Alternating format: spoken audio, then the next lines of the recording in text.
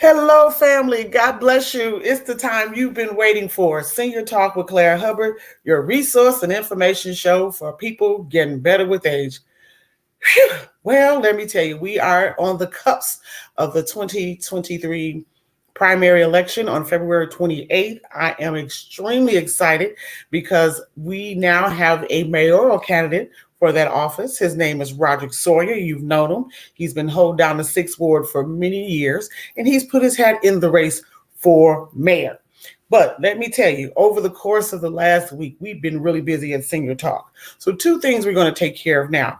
We're going to do our opening. Then we're going to bring you into a video that instructs you how to vote using a new voting system. A lot of us know that our districts have changed, but we just want to put this mission out that I'm putting in front of you from the Chicago Board of Elections. And then our candidate is en route. He's taking care of some business. You know, when you're in the race, you got to keep moving. So he is actively engaging other people. We're going to share some videos. We'll have him join us pretty soon. But everyone, stay tuned. Senior Talk with Claire Hubbard, brought to you by Senior Votes Matter, our campaign initiative. We'll be right back after this message.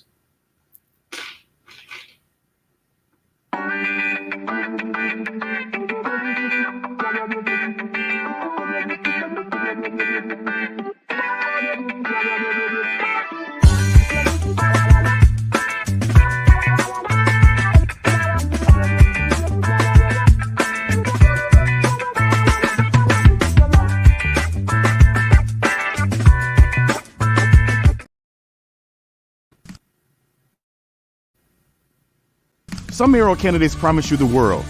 I delivered. My dad showed me how to get things done, so I worked with cops and activists to pass the police oversight law. I pushed through parking meter reform and a $15 minimum wage. It's time to deliver progress for all of Chicago. Stay tuned. We got one more commercial. This one is coming to you by the Board of Elections because we definitely need to see this one. Everyone stay tuned.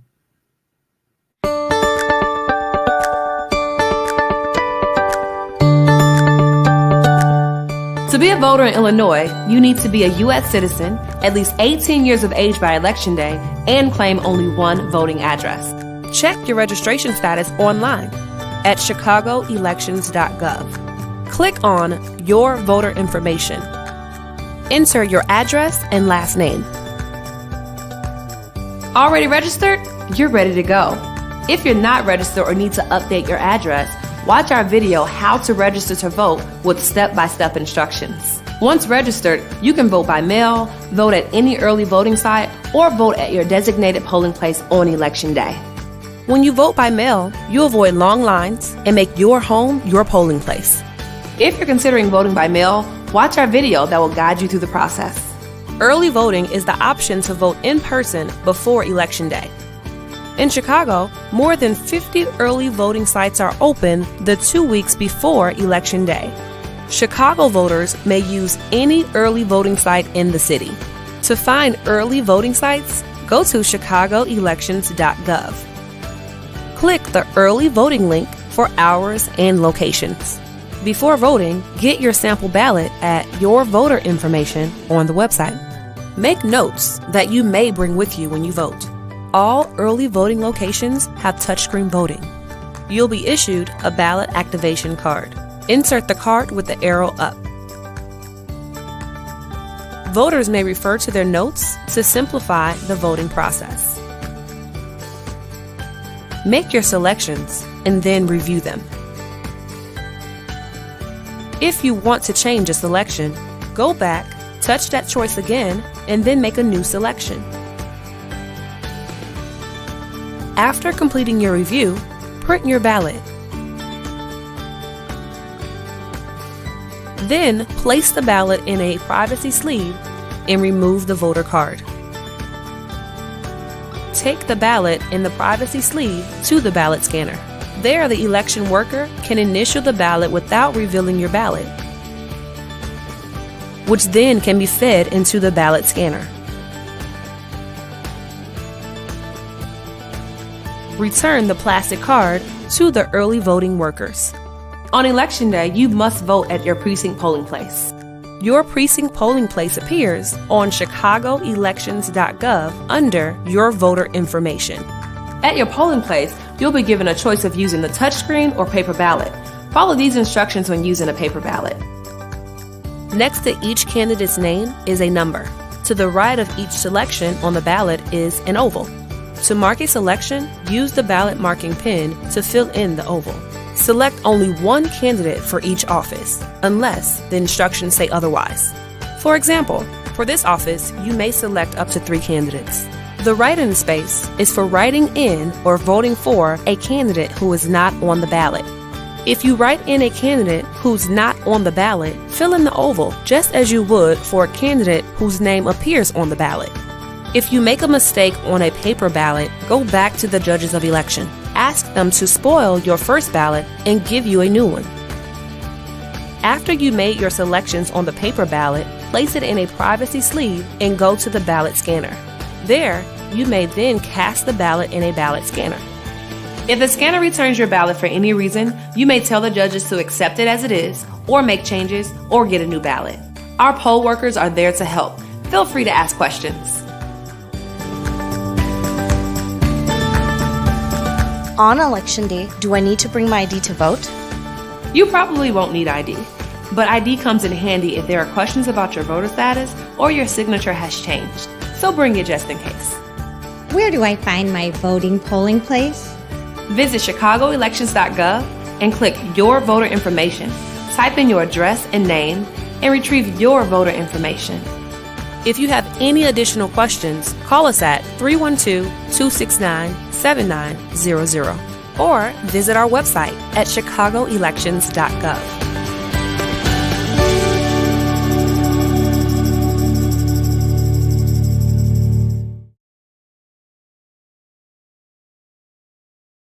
All right, everyone. I had to play that video because we know we've had some changes in our polling places. We have this new thing called redistricting. Get me? And more importantly, we just want to know where we're going to go. Some of us have been, especially seniors, have been in senior buildings. Some of them have been relocated. I mean, I live on a block where now people across the street, they vote somewhere else. So we're going to try to get another special guest before election day on to talk to us about this redistricting, how it developed, and where we need to be. But I'm just going to share with you some information. That this is my card here. Oh, I can't do that. Okay, this is my card here. And let me tell you, it is critical that you do 2 things. When they come in the mail, these papers, please do not discard them. Please don't. When I voted in November of last year, I early voted, and I received something months before the redistricting. So I had 2 pieces of paper with different information. So you want to make sure that you have as much valuable and valid information as possible when you vote. Also, to your IDs, let's stop playing. You may have moved, relocated. You may have walked in, and you may be living with your children, wherever it is. You may be someone that moved into a new senior community. Hello. Make sure your IDs are in place and you have it all together, because guess what will happen? Guess what will happen? People will say that you are not registered, and that's not true. So let me not get out do my soapbox. I want to talk to the man himself who is joining us. Let me tell you, he got on, took his roller skates off. Yay, we made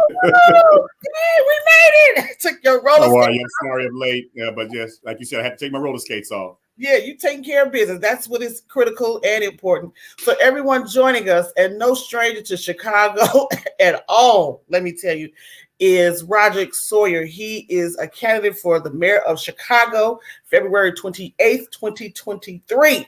Let me tell you, we hooked up on Sunday and we have not stopped rolling. And so I'm so glad and honored that you were joining us.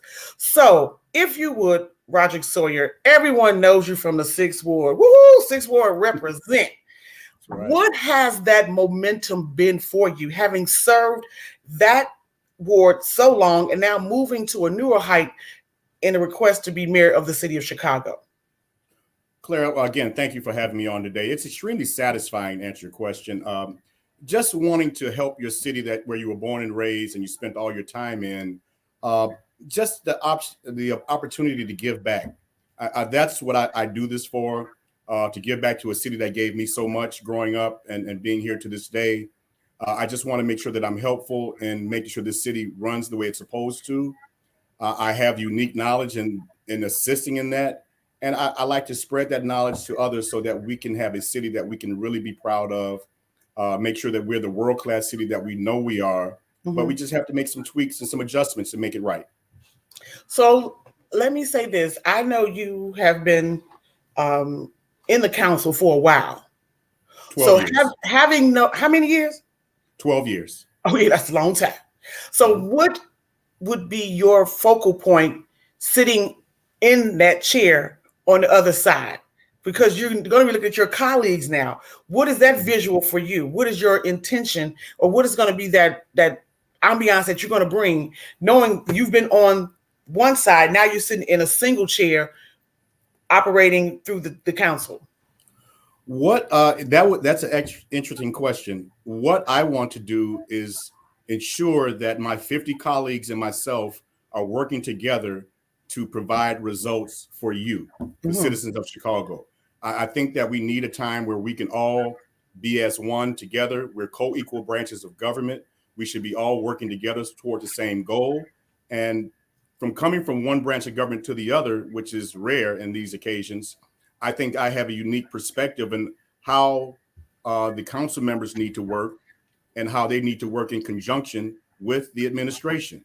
With me being part of the administration and having the years of experience on the council, I can be that bridge between those two and make sure that we're working smoothly together. And the end result is to make sure that we're serving the citizens of Chicago. This is a service-based business. If we're not taking care of you as a citizen, we're not doing our job. Absolutely. So you said something, and I had to do a footnote and wrote it down. Co-equal? Yes. The legislative branch of government and the executive branch of government are co-equal branches of government. One is not above the other.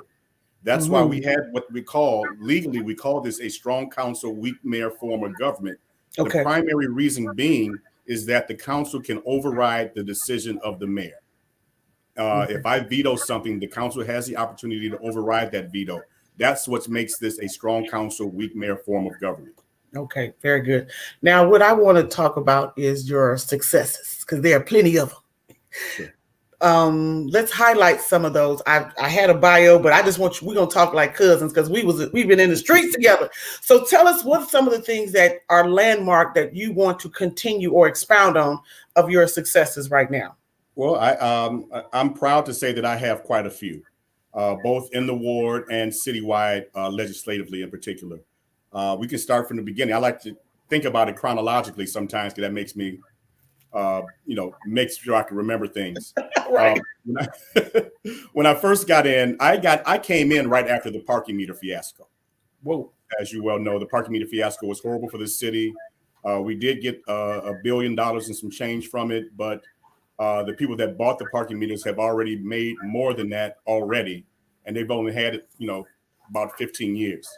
So when I got into council, they were about to try to privatize they did privatize another division of the city, and I was just outraged because almost all those employees were black employees. So I started researching, and I talked to some other partners, and we developed an anti-privatization bill for the city of Chicago, so that we can no longer have any more parking meter deals.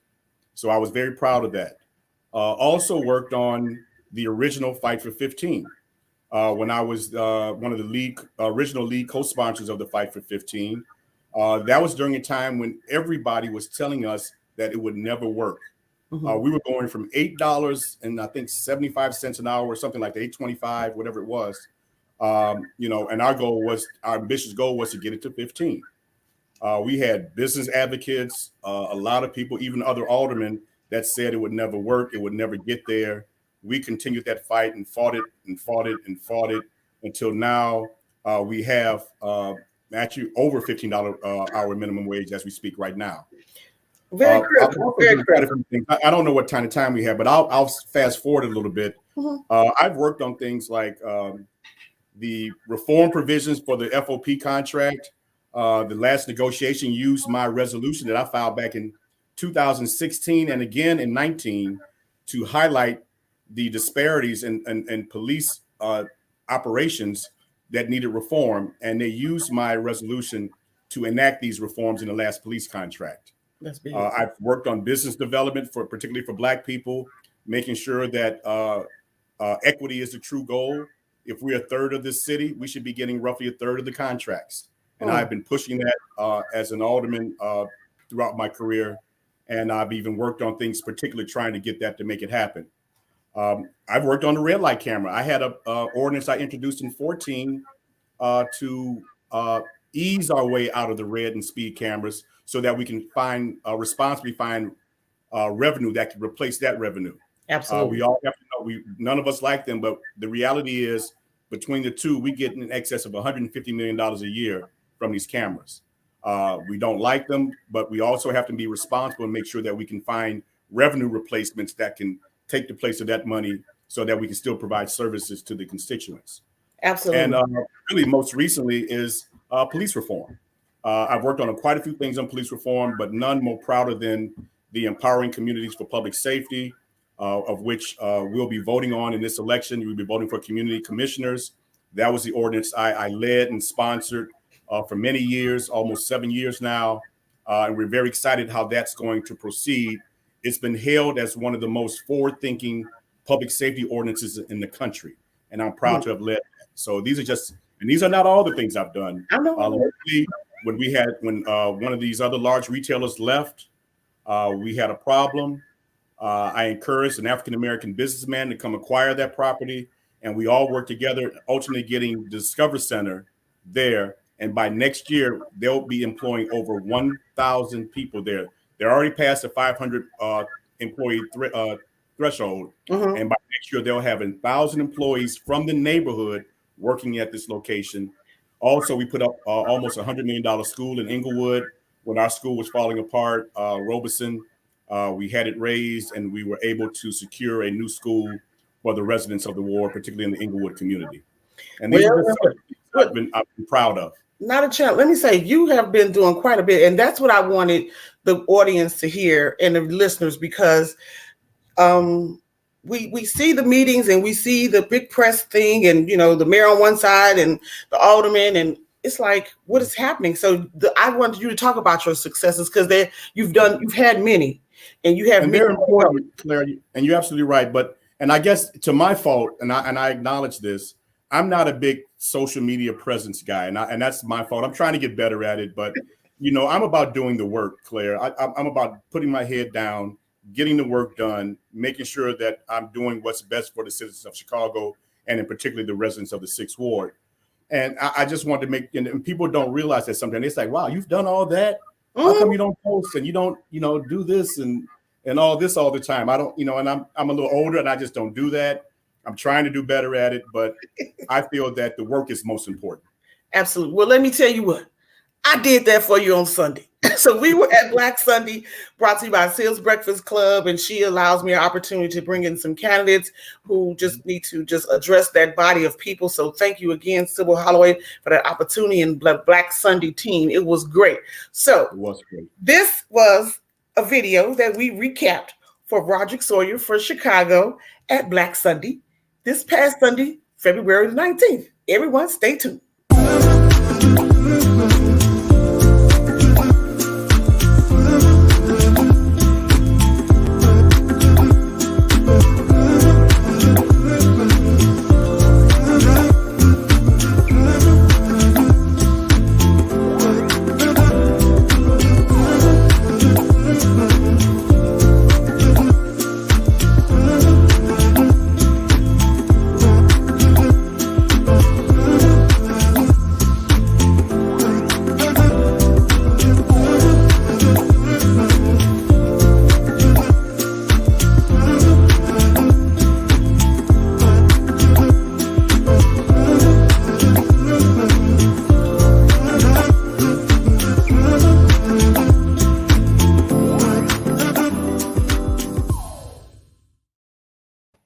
Wow, that's cool. You gotta send me that, Claire. I got you. I got you. Tony already has it. I got to get it to Okay, you. cool. But here's the point, too. If you look at that video, there were so many people that were so glad just to see you. I mean, you know, a lot of people, and a lot of them don't know your service to the community. They may even live in your ward, and now that we have this opportunity, this is great. But there were people just like, oh my gosh! And then what I really wanted to express to you, and I thank you, is that you took your time to talk to each person. You know, and that's what doesn't happen a lot. You know, we have these things called constituent nights. We should show up for these things so that you can hear from our elected officials. We don't show up, but this is something you took your time, you engaged every person, and it was well received. So now I want to go back to something, and this is really a highlight for me. Who doesn't remember your father and who he was and who he is through you and all that good stuff? You had a career. There are pictures that we're sharing on social media of you and your father and just being, I mean, just at the table, just learning and listening and hearing. But you have something that I really like. I want you to really dig into. We got about 6 more minutes. Okay. Talk about the term that you're using called reset. Certainly. Thank you for that, Clara. When we talk about reset, it's first of all acknowledging that the city of Chicago does not serve everyone effectively. Mm-hmm. And that's because we're still dealing with archaic systems, even though we're in modern times. And when I say that, and just roll with me for 1 second, mm-hmm. It's not exciting, but it's very, very important. We have a system, obviously, for getting service requests from constituents, 311. And I just use this as an example. Mm-hmm. We have a 311 system that highly technical. You're supposed to call in, you can send pictures in, upload pictures to them. They're supposed to take those requests to the appropriate department and make sure the department receives them and responds to them. If someone does not respond effectively or quickly, then they're actually been told to call your alderman. Mm-hmm. And you know what we do? We do the same thing. We put it back in the 311 system and ask, someone to respond. Or if it's an emergency, we'll call a commissioner or deputy commissioner and try to get it done. Mm-hmm. But they always want it in the system. So by calling 2 different people for the same thing is duplicitous and it's time consuming and it doesn't get you to where you need to go. For example, when people call me about tree trimming, not tree removal, tree trimming, I have to tell them 15 months. That's almost a year and a half to get a tree trim. And back in my father's day, I mean, if you needed tree trim, you just called and that tree got trimmed, in a day or 2. Right. But we did have different systems. We have a system that was there then. We have a system that's here now. And we just can't do the things that we used to do back then. But when we talk about reset, I want to make sure that what we're doing is for the benefit of the constituent. That means that we have to basically start from scratch, reimagine what the 21st century government looks like, and let's follow that. Yeah. And that's including opening up what we call our charter. We have a local constitution. It's called a charter. We have not improved our charter in decades. Every other major city does it with every 5 to 10 years.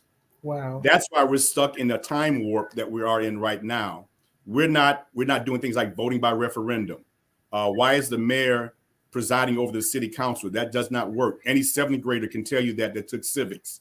The head of the legislature head of the executive does not preside over the legislative branch. Doesn't happen anywhere in the country. Because we are about that fiefdom system that we've had for so long. Yes, sir. And it creates contempt between the elected and the constituents, and it does not work for anybody. We need to blow all this up and change the government structure so that it works for everyone. And I can talk about this for hours, but I'll just leave it at that. No, we may have a chance to recap down the line before the 28th, or once you are elected, we're gonna recap. So let's do this. Having given 12 years to the 6th ward, and there are multiple candidates. Yes. What would you advise them? Whoever is elected in the 6th ward, what would you advise that person, that male or female, to how to be more have longevity like you did? What would be your advice to them? First of all, care about what you do. I'm from the 6th ward. I was born in the 6th ward. I've lived Sport all my life. This is where I'm from. So I'm very protective of my neighborhood. I want to make sure that it gets the best that they can get.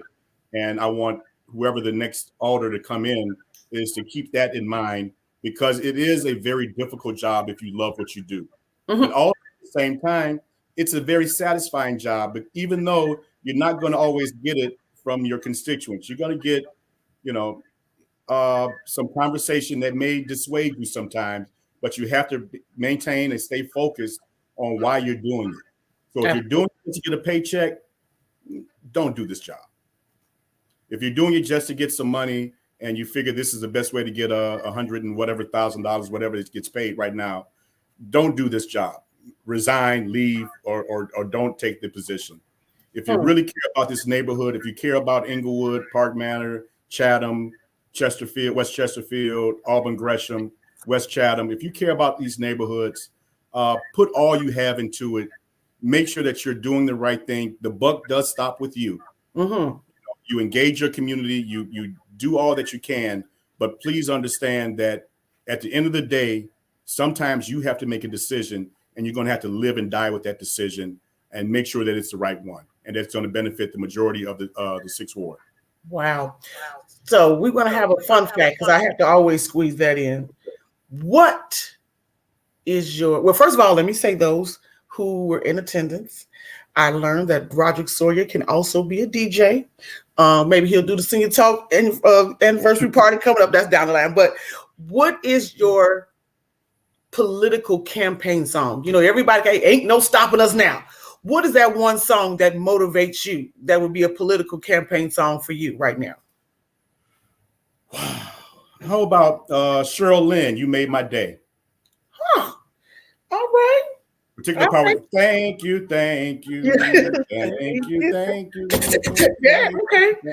I like that. Okay, very good. Okay, let me put that down. Thank you, Cheryl Lynn. So we are 6